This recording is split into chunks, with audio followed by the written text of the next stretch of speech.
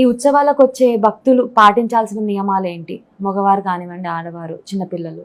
అమ్మ దీనికి ఏమంటే విఐపి పాసులు ఏమన్నా ఉన్నాయా అని అడిగారు. ఉన్నాయి, పాసులు అయితే ఉన్నాయి ఖచ్చితంగా. కార్యకర్తలుగా ఎవరైనా వచ్చి చేస్తాను అన్న కార్యకర్తలుగా రావడం కోసం ఫోన్ నెంబర్లు అవి ఏర్పాటు చేసి ఇప్పుడు ఈ కింద కార్యకర్తలుగా ఇందులో చేయాలనుకునే వాళ్ళకి పెడతానమ్మా. అది కాకుండా విఐపి పాస్ అనేది ఫస్ట్ ఎవరు ధోతి ఉత్తరయము అంత భస్మమో కుంకుమో పెట్టుకొని వస్తారో వాళ్ళకి ఫస్ట్ అదే పాస్.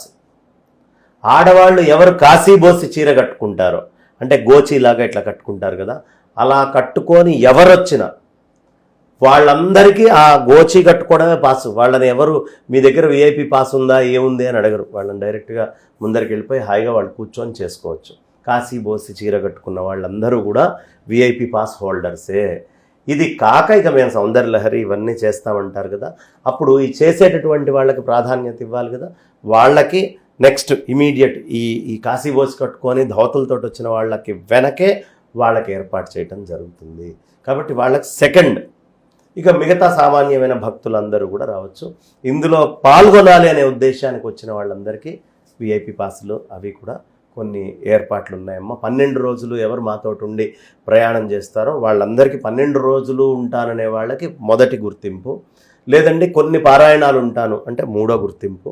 అలా ఎవరికి తగ్గట్టుగా వాళ్ళకి అన్ని ఏర్పాట్లు చాలా విశేషంగా ఇక్కడ జరుగుతూ ఉన్నాయి. కాబట్టి ఈ కింద ఇచ్చిన నెంబర్లను సంప్రదించి ఎవరెవరికి ఏం కావాలో అవన్నీ పొందొచ్చమ్మా. ఏ ఏజ్ గ్రూప్ వాళ్ళైనా రావచ్చా? ఎవరైనా అమ్మ.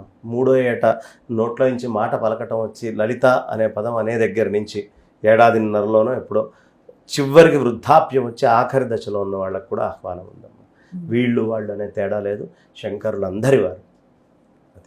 అంటే అక్కడికి ప్రెగ్నెంట్ ఉన్న లేడీస్ రావచ్చు, లేదంటే నడవలేని వాళ్ళు రావచ్చు, పెద్దవాళ్ళు ఎవరైనా రావచ్చు. దానికి తగ్గ ఏర్పాట్లు ఎగ్జిబిషన్ గ్రౌండ్స్లో ఈ వీల్ చైర్స్ లాగా కూడా కొన్ని ఉన్నాయి. ఆ వీల్ చైర్స్ ఆ సదుపాయాలు కూడా కొంచెం వాడుకోవచ్చు.